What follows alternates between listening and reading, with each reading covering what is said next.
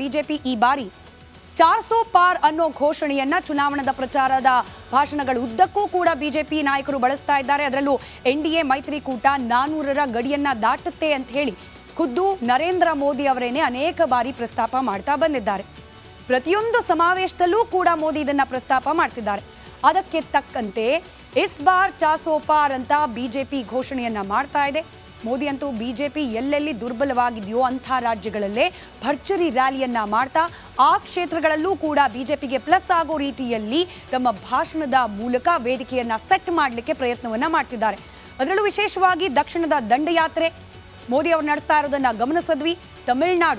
ತಮಿಳುನಾಡಿನಲ್ಲಿ ನೆಲೆಯೇ ಇಲ್ಲ ಅಂತ ಹೇಳಿ ಕಳೆದ ಲೋಕಸಭಾ ಚುನಾವಣೆವರೆಗೂ ಕೂಡ ಚರ್ಚೆ ಆಗ್ತಾ ಇತ್ತು. ಆದರೆ ಅದಾದ ನಂತರದಲ್ಲಿ ಬಿಜೆಪಿ ತಮಿಳುನಾಡನ್ನ ಸೀರಿಯಸ್ ಆಗಿ ಪರಿಗಣಿಸಿದ ರೀತಿ, ಸಂಘಟನೆಗೆ ಕೊಟ್ಟ ಒತ್ತು, ಇದೆಲ್ಲವೂ ಕೂಡ ಚಿತ್ರಣ ಸ್ವಲ್ಪ ಬದಲಾಗಿದೆ ಅನ್ನೋದನ್ನ ಚಿತ್ರಿಸ್ತಾ ಇದೆ. ತಮಿಳುನಾಡಿನ ಜನರು ಕೂಡ ಈ ಬಾರಿ ಇದರ ಫಲವಾಗಿ 400 ಫಿಕ್ಸ್ ಅನ್ನೋ ಮಾತನ್ನ ಆಡ್ತಾ ಇದ್ದಾರೆ. मोदी जी आएंगे, उनका थर्ड टाइम आने वाला है, देश का विकास होने वाला है, गरीबी हटने वाली है, तीसरा टर्म 400 प्लस होने वाला है. हम मोदी जी की गारंटी मतलब गारंटी की भी गारंटी, सब चीज का गारंटी है. भले कोई भी हो, पॉवर्टी देखो, पॉवर्टी लाइन देख सकते हो. जो लोग बोलते हैं ना क्या किया, सब कुछ किया उन्होंने, हर एक चीज के लिए, हर एक like it's not like just about cast, एक रिलीजन के लिए नहीं किया, सबके लिए किया है. अब कुछ भी डेटा स्पीक्स. ಈಗ ಹೇಳಿಕೆಗಳು ಕೊಟ್ಟ ಮಾತ್ರಕ್ಕೆ 400 ಪಾರ್ ಆಗ್ಬಿಡುತ್ತಾ? ಪರಿಸ್ಥಿತಿಗಳು ಹೇಗೆಲ್ಲ ಬದಲಾವಣೆ ಆಗಬೇಕಾಗುತ್ತೆ 400ರ ಗಡಿಯನ್ನ ದಾಟಬೇಕು ಅಂದ್ರೆ?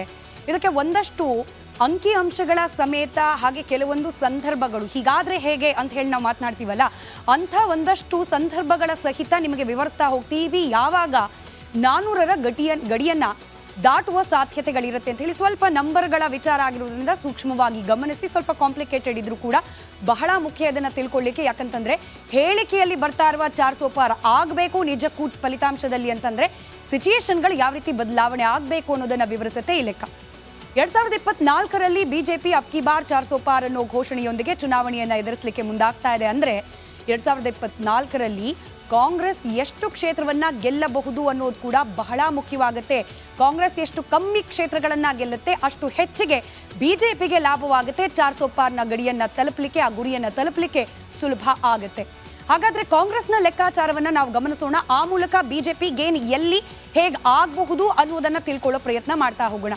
ಕಳೆದ 3 ಅವಧಿಯ ಚುನಾವಣೆಯ ನಂಬರ್ಗಳನ್ನ ಇಟ್ಕೊಂಡು ನಾವು ಇದನ್ನ ಅರ್ಥ ಮಾಡ್ಕೊಳ್ಳೋ ಪ್ರಯತ್ನ ಮಾಡೋಣ. 2014ನೇ ಇಸ್ವಿಯಿಂದ ಪ್ರಾರಂಭವಾಗಿ 2014ರಲ್ಲಿ ಕಾಂಗ್ರೆಸ್ ಸಿಂಗಲ್ ಪಾರ್ಟಿಯಾಗಿ ಕಾಂಗ್ರೆಸ್ ಗಳಿಸಿದ್ದು 44 ಕ್ಷೇತ್ರಗಳ ಗೆಲುವನ್ನ.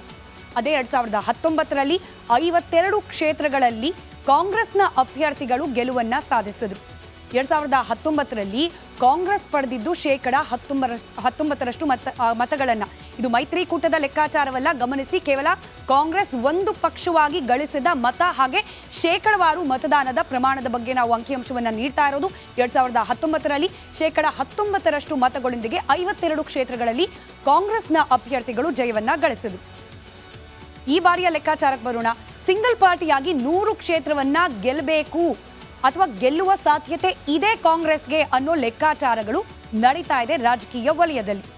ದೇಶದಲ್ಲಿ ಸುಮಾರು 250 ಕ್ಷೇತ್ರಗಳಲ್ಲಿ ನೇರವಾಗಿ ಫೈಟ್ ಇರೋದು ಬಿಜೆಪಿ ವರ್ಸಸ್ ಕಾಂಗ್ರೆಸ್. ಇನ್ನು ಉಳಿದ ಕ್ಷೇತ್ರಗಳಲ್ಲಿ ಪ್ರಾದೇಶಿಕ ಪಕ್ಷಗಳು ಅಥವಾ ಈ ಮೈತ್ರಿಕೂಟದ ಅಭ್ಯರ್ಥಿಗಳು ಅದರ ಆಧಾರದ ಮೇಲೆ ಅಲ್ಲಿನ ಸ್ಥಳೀಯ ಫೈಟ್ಗಳು ನಿರ್ಧಾರವಾಗುತ್ತೆ. ಆದರೆ neck to neck fight BJP ಹಾಗೆ ಕಾಂಗ್ರೆಸ್ನ ಅಭ್ಯರ್ಥಿಗಳ ನಡುವೆ ನೆಕ್ ಟು ನೆಕ್ ಫೈಟ್ ಅಂತ ಇರೋದು ದೇಶದಲ್ಲಿ ಒಟ್ಟು 250 ಕ್ಷೇತ್ರಗಳಲ್ಲಿ. ಈ 250ರ ಲೆಕ್ಕಾಚಾರವನ್ನ ನಾವು ಸಪರೇಟ್ ಆಗಿ ಗಮನಿಸ್ತಾ ಹೋಗೋಣ. ಈ 250 ಕ್ಷೇತ್ರಗಳ ಪೈಕಿ 100ರಲ್ಲಿ ಬಿಜೆಪಿಯನ್ನ ಕಾಂಗ್ರೆಸ್ ಸೋಲಿಸಬೇಕಾಗಿದೆ. ಅಂದ್ರೆ ಟಫ್ ಟಾಸ್ಕ್ ಅಂತ ಹೇಳಿ ಕಾಂಗ್ರೆಸ್ಗೆ ಇರೋದು ಇದೇ 100 ಕ್ಷೇತ್ರಗಳಲ್ಲಿ. ಇಲ್ಲಿ ಇನ್ ಕೇಸ್ ಏನಾದರೂ ಬಿಜೆಪಿ ಅಭ್ಯರ್ಥಿಗಳನ್ನ ಸೋಲಿಸುವಲ್ಲಿ ಕಾಂಗ್ರೆಸ್ ಯಶಸ್ವಿ ಆಯಿತು ಅಂದ್ರೆ 100ರ ಗಡಿ ದಾಟುವಂತಹ ಕನಸು ಸಾಕಾರವಾಗುತ್ತೆ. ಆದರೆ ಇಲ್ಲೇ ಇರೋದು ಟ್ವಿಸ್ಟ್. ಈ 250 ಕ್ಷೇತ್ರಗಳೇನು ನೇರ ಹಣಾಹಣಿ ಇದೆ ಬಿಜೆಪಿ ಹಾಗೆ ಕಾಂಗ್ರೆಸ್ ಅಭ್ಯರ್ಥಿಗಳ ನಡುವೆ. ಇದರ ಪೈಕಿ ಕಾಂಗ್ರೆಸ್ಗೆ ನೆಲೆ ಅಂತಿರೋದು, ಕಾಂಗ್ರೆಸ್ ಪ್ರಬಲವಾಗಿದೆ ಅಂತ ಹೇಳಿ ಗುರುತಿಸ್ಕೊಳ್ತಾ ಇರೋದು ಕೇವಲ 51 ಕ್ಷೇತ್ರಗಳಲ್ಲಿ ಮಾತ್ರ. 250ರಲ್ಲಿ 51 ಕ್ಷೇತ್ರಗಳಲ್ಲಿ ಮಾತ್ರ ಕಾಂಗ್ರೆಸ್ ಸ್ಟ್ರಾಂಗ್ ಬೇಸ್ ಅನ್ನ ಹೊಂದಿದೆ. ಇಲ್ಲಿ ಕಾಂಗ್ರೆಸ್ಗೆ ನೇರವಾಗಿ ಗೆಲುವಿನ ಸಾಧ್ಯತೆಗಳು ಹೆಚ್ಚು ಅನ್ನೋ ವಿಶ್ಲೇಷಣೆ ಕೂಡ ಕೇಳೋಕ್ ಸಿಗ್ತಾ ಇದೆ. ಇನ್ನು 183 ಕ್ಷೇತ್ರಗಳ 3 ಚುನಾವಣೆಯ ಹಿಂದಿನ 3 ಚುನಾವಣೆಯ ಅಂಕಿಅಂಶವನ್ನು ನಾವು ಗಮನಿಸಿದಾಗ ಈ 183 ಕ್ಷೇತ್ರಗಳ ಪೈಕಿ ಒಮ್ಮೆ ಮಾತ್ರ ಕಾಂಗ್ರೆಸ್ನ ಅಭ್ಯರ್ಥಿಗಳು ಗೆಲುವನ್ನ ಸಾಧಿಸಿದ್ದಾರೆ. 3 ಚುನಾವಣೆಗಳ ಗ್ರಾಫ್ ಅನ್ನು ತೆಗೆದುಕೊಂಡಾಗ ಒಮ್ಮೆ ಮಾತ್ರ, ಕೇವಲ ಒಂದು ಬಾರಿ ಮಾತ್ರ ಕಾಂಗ್ರೆಸ್ನ ಅಭ್ಯರ್ಥಿಗಳು ಅಲ್ಲಿ ಗೆದ್ದಿದ್ದಾರೆ. ಇನ್ನು 309 ಕ್ಷೇತ್ರಗಳಲ್ಲಿ, ದೇಶದ ಒಟ್ಟು ಲೋಕಸಭಾ ಕ್ಷೇತ್ರಗಳ ಪೈಕಿ 309 ಕ್ಷೇತ್ರಗಳಲ್ಲಿ 3 ಚುನಾವಣೆಗಳಲ್ಲಿ ಒಂದೇ ಒಂದು ಬಾರಿ ಕೂಡ ಕಾಂಗ್ರೆಸ್ನ ಅಭ್ಯರ್ಥಿಗಳು ಗೆದ್ದಿಲ್ಲ. ನಂಬರನ್ನು ಗಮನಿಸಿ, 309 ಕ್ಷೇತ್ರಗಳು ಕಾಂಗ್ರೆಸ್ನ ಅಭ್ಯರ್ಥಿಗಳು, ನೇರವಾಗಿ ಕಾಂಗ್ರೆಸ್ನ ಚಿಹ್ನೆಯ ಅಡಿಯಲ್ಲಿ ನಿಂತ ಅಭ್ಯರ್ಥಿಗಳು 309 ಕ್ಷೇತ್ರಗಳಲ್ಲಿ ಒಂದೇ ಒಂದು ಬಾರಿ ಕೂಡ ಗೆದ್ದ ಇತಿಹಾಸ ಇಲ್ಲ. ಇನ್ನು ಯಾವಾಗ ಪಾಸಿಟಿವ್ ಆಗಬಹುದು, ಹೇಗೆ ಪಾಸಿಟಿವ್ ಆಗಬಹುದು ಕಾಂಗ್ರೆಸ್ಗೆ ಅನ್ನೋ ಲೆಕ್ಕಾಚಾರ ನಡೀತಿದೆ ಅನ್ನೋದನ್ನು ನಾವು ಗಮನಿಸಿದಾಗ, ಭಾರತ್ ಜೋಡೋ ಯಾತ್ರೆ, ರಾಹುಲ್ ಗಾಂಧಿ ಅವರು ನಡೆಸಿದಂತಹ ಭಾರತ್ ಜೋಡೋ ಯಾತ್ರೆಯಿಂದ ಕಾಂಗ್ರೆಸ್ಗೆ ಒಂದಷ್ಟು ಮತಗಳ ಪ್ರಮಾಣದಲ್ಲಿ ಹೆಚ್ಚಾಗುವ ವಿಶ್ವಾಸ ಬಂದಿದೆ. ದೇಶದ ಉದ್ದಗಲಕ್ಕೂ ಕೂಡ, starting from Kanyakumari to Kashmir, ಬರುವ ಬಹುತೇಕ ರಾಜ್ಯಗಳಲ್ಲಿ ಪಾದಯಾತ್ರೆಯನ್ನ ಮಾಡುವ ಮೂಲಕ ಅಲ್ಲಿನ ಜನರ ಜೊತೆಯಲ್ಲಿ ಬೆರೆಯುವ ಪ್ರಯತ್ನವನ್ನ ಕಾಮನ್ ಮ್ಯಾನ್ ರೀತಿಯಲ್ಲಿ ರಾಹುಲ್ ಗಾಂಧಿ ಅವರು ಮಾಡಿದ್ದು. ಇದರಿಂದ ರಾಹುಲ್ ಗಾಂಧಿ ಅವರ ಇಮೇಜ್ ಅಲ್ಲೂ ಕೂಡ ಒಂದಷ್ಟು ಬದಲಾವಣೆ ಆಗಿದೆ ಅನ್ನೋ ವಿಶ್ಲೇಷಣೆ ರಾಜಕೀಯ ವಲಯದಲ್ಲಿ ಕೇಳೋಕೆ ಸಿಗ್ತಲೇ ಇದೆ. ಈ ಒಂದು ಭಾರತ್ ಜೋಡೋ ಯಾತ್ರೆಯಿಂದಾಗಿಯೇ ಈ ಬಾರಿ, ಕಳೆದ ಬಾರಿ 52 ಇತ್ತು, ಈ ಬಾರಿ 100ಕ್ಕೂ ಅಧಿಕ ಕ್ಷೇತ್ರಗಳಲ್ಲಿ ಕಾಂಗ್ರೆಸ್ನ ಅಭ್ಯರ್ಥಿಗಳು ಗೆಲ್ಲುವ ಸಾಧ್ಯತೆ ಇದೆ ಅನ್ನೋ ವಿಶ್ವಾಸ ಕೈಪಾಳ್ಯದಲ್ಲಿ ಕೇಳೋಕೆ ಸಿಗ್ತಾ ಇದೆ. ಇನ್ನು ಮತಗಳಿಕೆಯ ಲೆಕ್ಕಾಚಾರ, ಅಂದರೆ ಶೇಕಡವಾರು ಮತಗಳಿಕೆಯ ಲೆಕ್ಕಾಚಾರವನ್ನ ಕೂಡ ನಾವು ಗಮನಿಸ್ಬಿಡೋಣ. ಮತಗಳಿಕೆ 19% 25% ಏರಿಕೆಯಾಗುವ ಲೆಕ್ಕಾಚಾರ ನಡೀತಾ ಇದೆ. 2019ರಲ್ಲಿ ಚುನಾವಣೆ ನಡೆದಾಗ 52 ಕ್ಷೇತ್ರಗಳನ್ನ ಕಾಂಗ್ರೆಸ್ ಗೆದ್ದಿದೆ. ಆದರೆ ಸಂದಾಯವಾದ ಮತಗಳ ಪ್ರಮಾಣ ಕೇವಲ 19 ಮಾತ್ರ. ಈಗ 100ರ ಗಡಿ ದಾಟಬೇಕು ಅಂತಂದ್ರೆ 25% ಮತ ಪ್ರಮಾಣ ಏರಿಕೆ ಆಗಬೇಕು ಅನ್ನೋ ಲೆಕ್ಕಾಚಾರ ಇದೆ. ಮತಗಳಿಕೆ 25ಕ್ಕೆ ಏರಿಕೆಯಾದ್ರೆ 100 ಸೀಟನ್ನ ಗೆಲ್ಲೋದು ಸುಲಭ ಆಗತ್ತೆ ಕಾಂಗ್ರೆಸ್ ಪಾಳೆಯಕ್ಕೆ.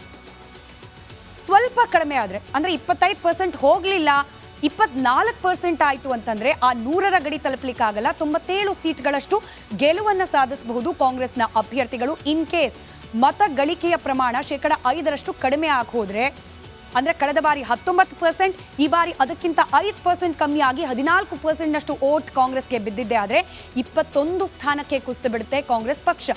ಇನ್ನು 2019ಕ್ಕಿಂತ 1% ಕಡಿಮೆ ಆದರೂ ಕೂಡ ಗಮನಿಸಿ, ಇದು ಬಹಳ ಮುಖ್ಯ.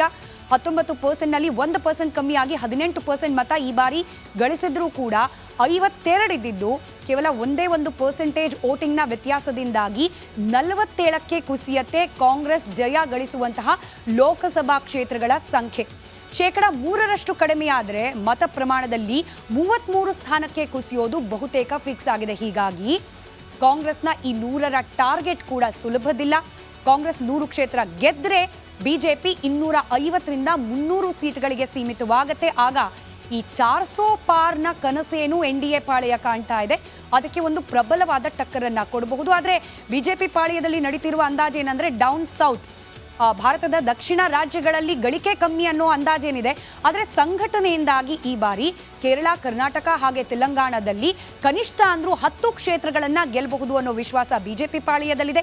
ಇನ್ನು ಉತ್ತರ, ಪೂರ್ವ, ಪಶ್ಚಿಮದ ರಾಜ್ಯಗಳಲ್ಲಿ ಕಾಂಗ್ರೆಸ್ ದುರ್ಬಲ ಆಗಿರೋದ್ರಿಂದಾಗಿ ಆ ಕ್ಷೇತ್ರಗಳಲ್ಲಿ ಮತ್ತೊಂದಷ್ಟು ಪ್ರಬಲವಾದ ಪ್ರಚಾರವನ್ನ ನಡೆಸಿ ಅಲ್ಲಿ ಹೆಚ್ಚೆಚ್ಚು ಕ್ಷೇತ್ರವನ್ನ ಗೆಲ್ಲೋ ಮೂಲಕ 400 ಪಾರ್ ಆಗುವ ಯೋಚನೆಯನ್ನ ಬಿಜೆಪಿ ಮಾಡ್ತಾ ಇದೆ.